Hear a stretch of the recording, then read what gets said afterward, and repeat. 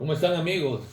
Mi nombre es Sandro Chiri, soy profesor de la Universidad de San y gracias a la invitación del doctor José Antonio Mazzotti y a su equipo de trabajo puedo participar con ustedes en este cuarto Congreso Internacional Vallejo Siempre, Nueva York 2021. El nombre de mi ponencia es Pedro Barrantes Castro, editor de César Vallejo. En efecto, el único editor que tuvo César Vallejo en el Perú fue este señor, este joven, llamado Pedro Barrantes Castro. Los libros anteriores que publicó antes de Fábula Salvaje, la novela breve que le editó Barrantes Castro, eh, los libros anteriores, digo, fueron autoeditados por Vallejo. Rápidamente pasamos lista. Por ejemplo, su tesis universitaria, El romanticismo en la poesía castellana, tesis que escribió para optar el grado de bachiller en la que entonces se llamaba Universidad Nacional de la Libertad, ¿no? Fue una autoedición, pero como era costumbre en la época, el graduando tenía que enviar los originales a una imprenta. Y esa imprenta fue la tipografía Olaya en el centro de Trujillo. Fue una tesis sustentada con solvencia, donde el graduando César Abraham Vallejo Mendoza obtuvo nota sobresaliente de 19. Por cierto, su asesor, el doctor Eleazar Soria, estuvo muy contento de su pupilo. Es probable que haya editado entre 6 y 10 ejemplares para cumplir con las formalidades que exige toda secretaría académica de la facultad, ¿no?, universitaria. Ahora bien, era una tesis que mantuvo el formato de papel oficio, ¿no? Estuvo compuesto por 53 páginas, ¿no?, que era un tamaño aproximado de 22 por 30 centímetros. El segundo texto que Vallejo se autoedita es su primer libro de poemas, Los Heraldos Negros, que, como bien sabemos y todos los estudiosos han señalado, aparece con la fecha de 1918. Pero Vallejo espera el prólogo de su amigo Abraham Valdelomar. Prólogo que nunca llega, prólogo que nunca llega. Pero pasan los meses y en esa espera, Vallejo, por cierto, visita la imprenta, que en este caso era la del señor Sousa Ferreira, en el centro de Lima, muy cerca del Palais Concert. Visita constantemente para revisar las pruebas de galera y espera alrededor de 7-8 meses.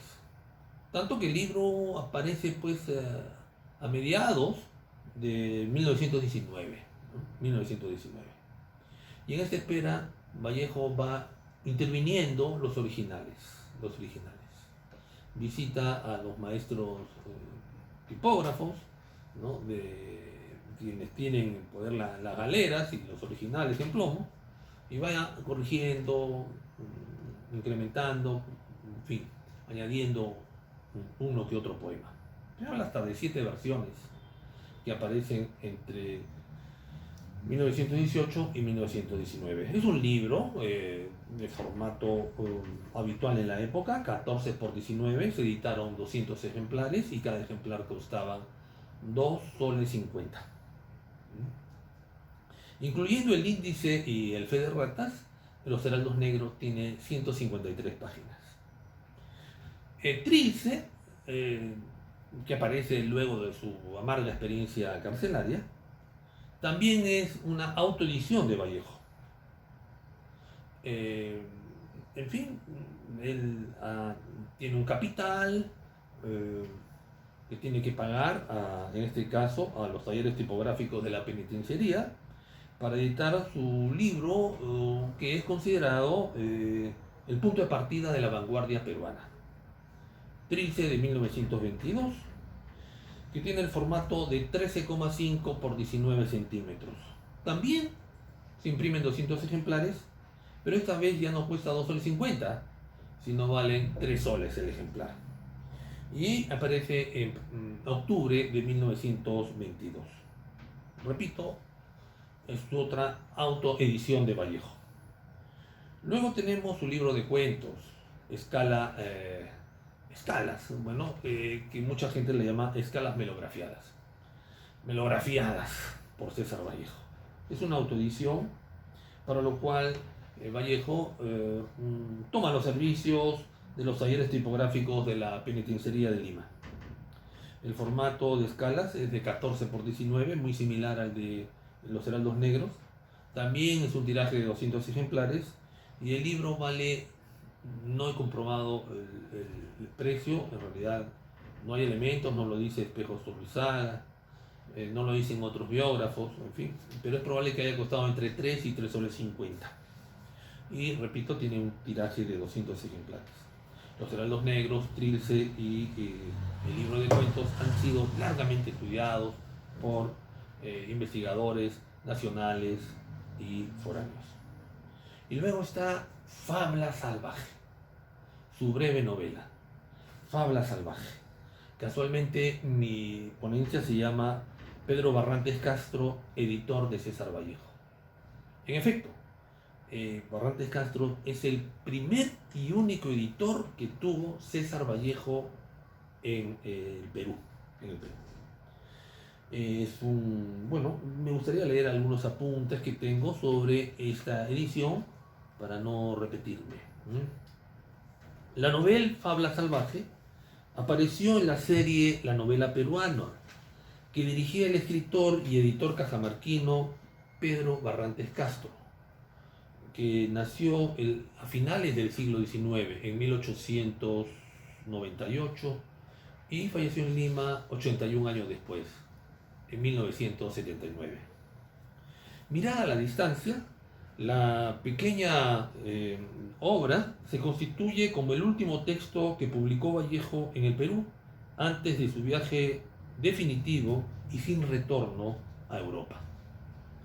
Fabla Salvaje, relato de carácter psicologista y perturbador, ambientado en el mundo rural andino, apareció con fecha 16 de mayo de 1923, prácticamente un mes antes de su viaje a Europa. Dentro de esta publicación que se presentaba como quincenal e ilustrada.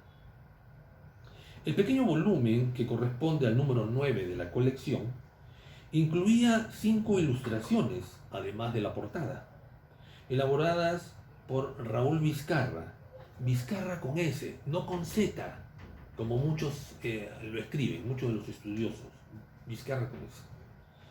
Joven artista que trabajaba por entonces como ilustrador en la revista Variedades de Lima.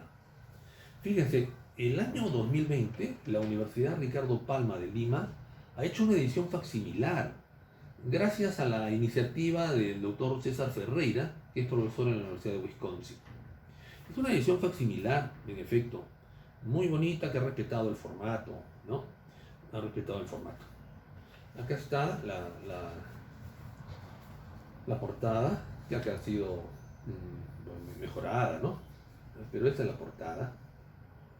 Y lleva siempre palabras prologales. Cada número de la serie, la novela peruana, siempre lleva un texto introductorio firmado por el editor, en este caso Pedro Barrantes Castro.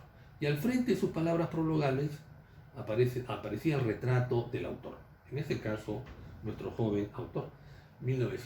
Es una fotografía de 1915. Es la misma fotografía que presentó Vallejo cuando hizo sus trámites en la Universidad Nacional de la Libertad para optar su grado de bachiller en letras. El último párrafo de este texto introductorio, Pedro Barrantes Castro acota lo siguiente: la novela parece una demostración de lo equívocos que son siempre los verdaderos amores, que se destruyen con su propia sombra. El misterio vigila desde la primera hasta la última página, y la forma misma del relato constituye un ejemplo más de la exquisitez extraña con que César Vallejo sabe producirse. Fíjense, es curioso, el número 200 persigue a Vallejo. Esta edición facsimilar tiene un tiraje de 200 ejemplares. Bueno, lo ideal hubiera sido que le pongan un 0 a la derecha.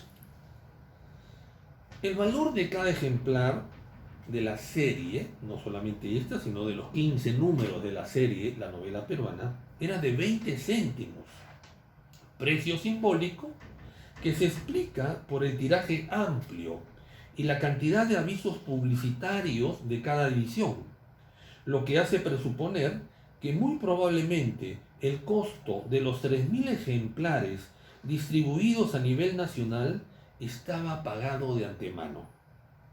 Para 1923, la población peruana registrada era de 4.861.000 habitantes, según datos históricos del Banco Central de Reserva del Perú. Por consiguiente, distribuir y vender esa cantidad de libros en formato de bolsillo implicaba valerse de los mismos canales de distribución de los periódicos, para que los títulos editados lleguen a los puntos de venta y las principales capitales de provincia, fundamentalmente en los kioscos de diarios y revistas, amén de alguna que otra librería. En buena cuenta, el joven editor había diseñado, planificado todo el circuito comercial para que la empresa funcione con fluidez y brinde los réditos esperados. Más aún, cuando el tipo de edición estuvo ideado para el consumo masivo, el uso rápido en cualquier lugar y un coste bajo para el editor y el lector.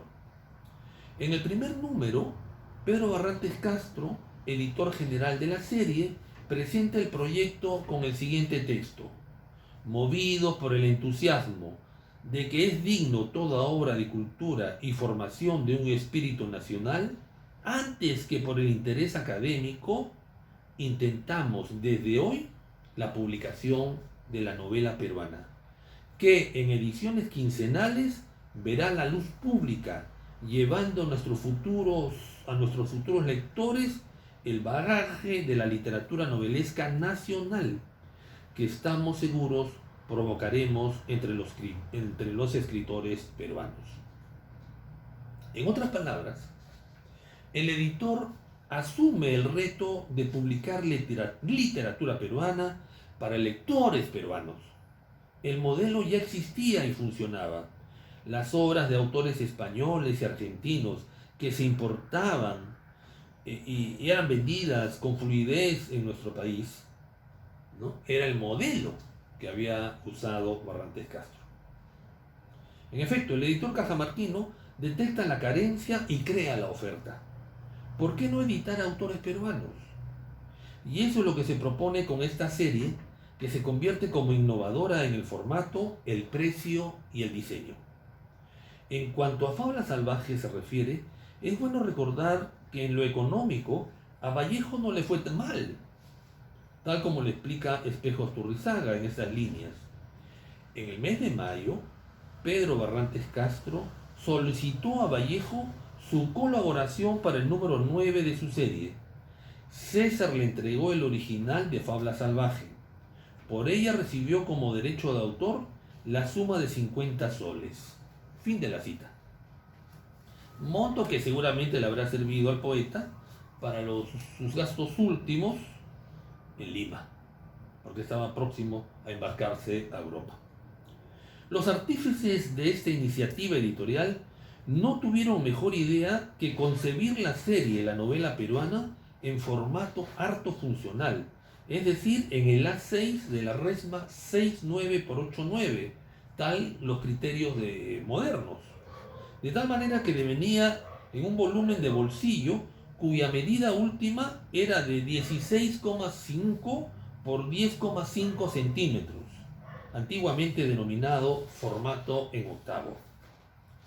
La novela peruana la concibe, inicia, diseña y planifica Pedro Barrantes Castro a la edad de 25 años de edad, y trabaja en el proyecto con su hermano Luis, quien administraba la imprenta Lux, y en cuyos talleres se publicaron los 15 volúmenes de la serie, que solo duró 8 meses, de enero a agosto de 1923. Además, los hermanos cajamarquinos, en este afán de progresar económicamente en la capital del país, fundaron la sociedad comercial The University Society Inc., dedicada fundamentalmente a la importación de libros ilustrados de música y colecciones en inglés que se vendían con éxito en la Lima de entonces. Entre estos últimos destacan los 20 tomos de Father and Son Library y los 3 de Modern Music and Music for Pianists. La imprenta Lux se ubicaba en la cuadra 9 del actual Jirón Caraballo, antes calle Pascal 940 derecha, cercado, a unos pasos de la Plaza San Martín, mientras la importadora de University Society, que fungía también como sociedad editorial, operaba en la calle Divorciadas, hoy cuadra 6 del Jirón Carabaya. Vale decir, entre uno y otro local había menos de 3 cuadras de distancia. De formato breve, la serie La Novela Peruana lanzó su primera entrega en enero de 1923 con Mors ex Vita, del famoso Clemente Palma, pequeña novela que ya se había publicado en 2 entregas en las páginas de la revista mensual Mercurio Peruano en 1918. Pero esta vez se hacía de manera unitaria y con ligeras correcciones. Por entonces, Clemente Palma era director de la revista Variedades y gozaba de reconocimiento dentro y fuera del Perú. En la nota de presentación, el editor acota, cito, en la confianza de que el país sabrá estimar en cuánto significa nuestro esfuerzo nacionalista, lanzamos nuestro primer número de la serie, que ha correspondido a la magnífica obra Mors ex Vita, del eminente cuentista Clemente Palma, quien por sus peculiares dotes de urdidor de lo extraño y fantástico, ha dado unas admirables páginas, en que a la par de que bosqueja con gran acierto los caracteres de sus personajes, desenvuelven con dominio magistral el argumento, resaltando la escéptica ironía que es su cualidad espiritual distintiva. Fin de la cita. A mediados del mismo mes, enero de 1923, la colección entregó su segundo número con el relato modernista La Boda, del reconocido escritor, político y maestro sanmarquino José Gálvez Barrenechea, quien se ganó merecidamente el epíteto de el poeta de la juventud. El tercer volumen fue la simpática novelita Bajo las Lilas, de Manuel Bengolea, escrita ex profeso y a pedido de los editores para la colección. Sospecho que este título se agotó pronto, acaso porque desde inicios del siglo XX, Manuel Bengolea fue conocido por los lectores gracias a sus colaboraciones permanentes en los principales periódicos y revistas de Lima, donde se difundían sus amenas crónicas y relatos de ambiente urbano. Para la edición fechada a mediados de febrero de 1923, Barrates Castro escribe en las siguientes líneas: nuestra editorial se complace hoy en ofrecer al público la magnífica obra Bajo las Lilas, escrita especialmente para la novela peruana, en la que se mueven tipos tratados de cerca por el lector, ya que hay en ellos un reflejo de la psicología limeña y de los balnearios inmediatos a la capital, y en la que pasan algunos nombres de intelectuales respetables, lo cual da a la novelita un interés de actualidad. Bajo las Lilas respira de principio a fin ese hálito de ironía elegante y de profundo sentido nacional que anima todas las producciones de Bengolea. Fin de la cita. Es cierto, Bajo las Lilas pues la menciona como el antecedente de 2 textos claves de finales de la década del 20, ¿no? Susi, de José Díaz Canseco, y La Casa de Cartón, de Martín Adán. Además de los títulos citados, la serie divulga 12 obras más, entre revisiones y obras inéditas, ¿no? Bueno, acá tengo alguna información. En efecto, después de Bengolea se reedita El Caballero Carmelo, con el número 4 de la serie. Y no solamente aparece ese cuento, sino también otro llamado El Camino hacia el Sol. El número 5 está dedicado a nada menos que El Forjador de José Félix de la Puente, un escritor trujillano, quien publica esta novelita, El Forjador, ¿no? Que aparece con el número 5, con fecha marzo de 1923, de 65 páginas. ¿Mm? Después sigue un texto de José Antonio de la Valle, con el número 6, que aparece a fines de marzo, que tiene 76 páginas.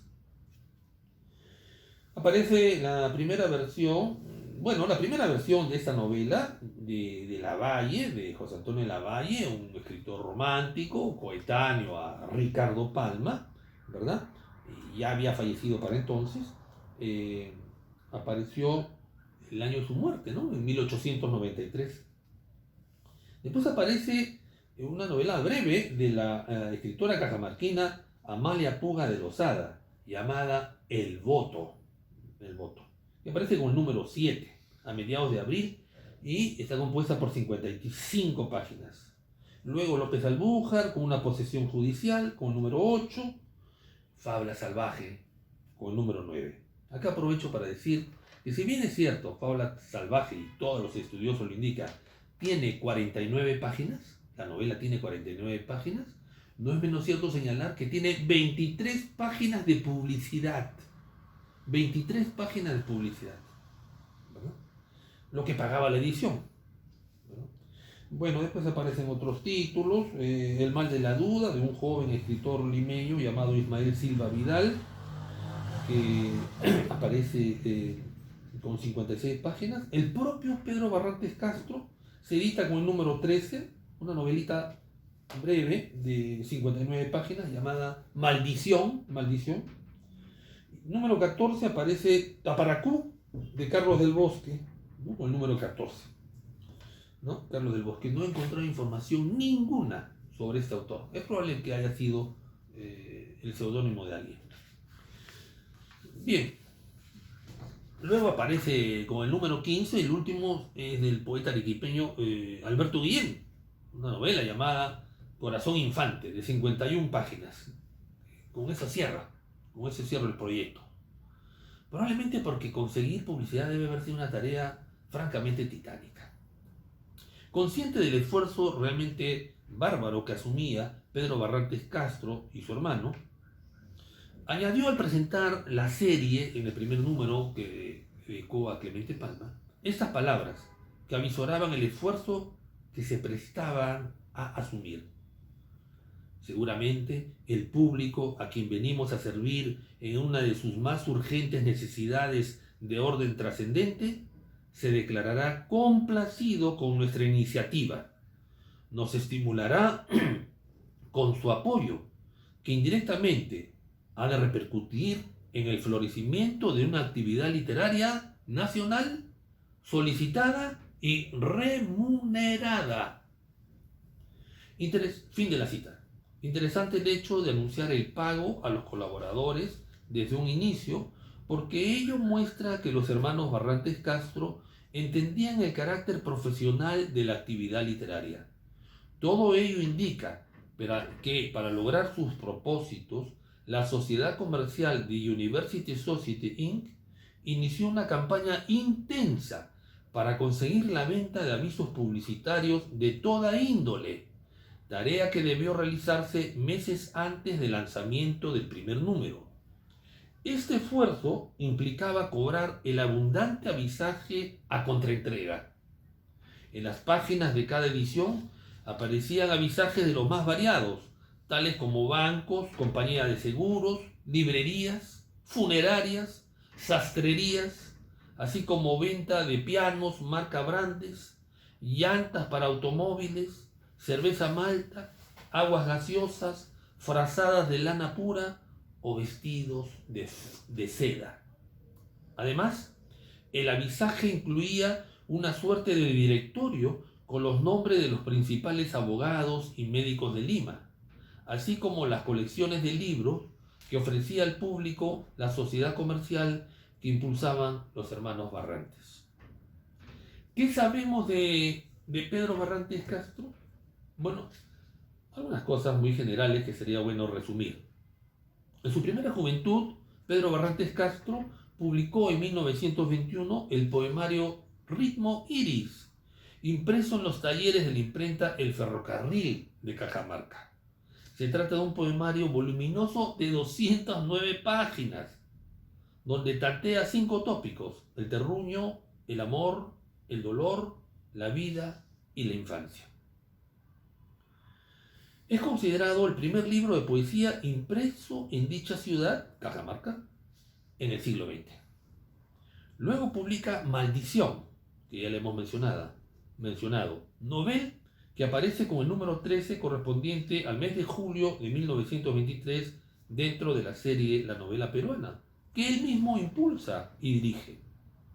En 1935, el mismo año en que aparece La Serpiente de Oro de Ciro Alegría y Agua de José María Arguedas, Barrantes Castro divulga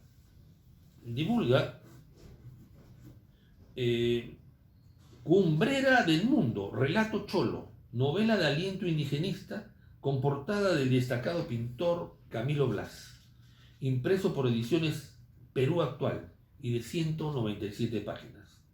En la contratapa de dicha edición se lee exotismo, primicia, eclosión libre de los humores de un inquietante mestizaje hasta hoy inédito. Y aquí lo que se propuso aportar este relato. Fin de la cita. Barrantes se graduó de profesor de segunda enseñanza en la Escuela Normal de Varones de Lima, para continuar años después estudios completos en la Universidad de San Marcos, donde se doctoró en las facultades de Letras y Derecho. Entre 1921 y 1930 formó parte de la plana de redacción de Mundial, semanario ilustrado que fundó y dirigió Andrés Aramburú Salinas, y también en la muy moderna revista Variedades. Después de su intensa experiencia como promotor cultural a través de University Society Inc., importadora y editora de libros, que promovió la serie La Novela Peruana durante los 8 primeros meses de 1923, Pedro Barrantes Castro se dedicó a diversas actividades en el sector público. En sus afanes reeducativos y de reinserción social, fundó y dirigió la Escuela de Penados de la Penitenciaría Central, para luego volver a sus labores editoriales. En el marco de esas inquietudes, fundó indistintamente las revistas Educar y Normas Pedagógicas. Barrantes estuvo entre los hombres de letras que fundaron la Asociación Nacional de Escritores y Artistas, ANEA, en 1938. Falleció en 1979 a los 81 años. En resumen, César Vallejo y Pedro Barrantes Castro nacieron a finales del siglo XIX en la Sierra Norte del Perú. Ambos tuvieron educación universitaria y fungieron como maestros de escuela. Como jóvenes provincianos, los dos decidieron radicar en la capital del Perú para terminar de formarse y trabajar.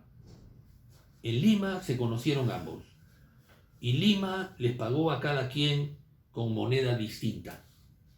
El año 1923, Vallejo es despedido de su puesto como preceptor primario en el Colegio Guadalupe, y esa ingrata experiencia le permitió activar todo su ingenio para viajar a Europa, hecho que llevará a cabo el 17 de junio, cuando se embarca desde la dársena del Callao en el vapor Oroya. En 1923, Pedro Barrantes Castro, apoyado por su hermano Luis, se embarca en la titánica tarea de promover la lectura de autores nacionales a través de la colección La Novela Peruana, editándolos a gran tiraje, bajo costo, en formato de bolsillo y pagándoles sus derechos de autor a cada escritor que él invitaba. Por su parte, Vallejo se sabe y se siente un escritor con muchas dotes creativas, y prueba de ello son sus inmortales poemas, sus audaces obras de teatro,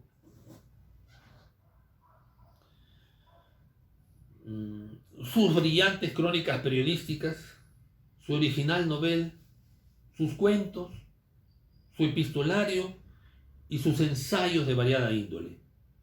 Vallejo construye su inmortalidad poniendo toda su sangre y latido en todo lo que escribe. Al igual que la edición de Fabla Salvaje que realizó Pedro Barrantes Castro en la vida del poeta Vallejo, no hay página en blanco. Todo lo vivió y todo lo sufrió. Muchas gracias.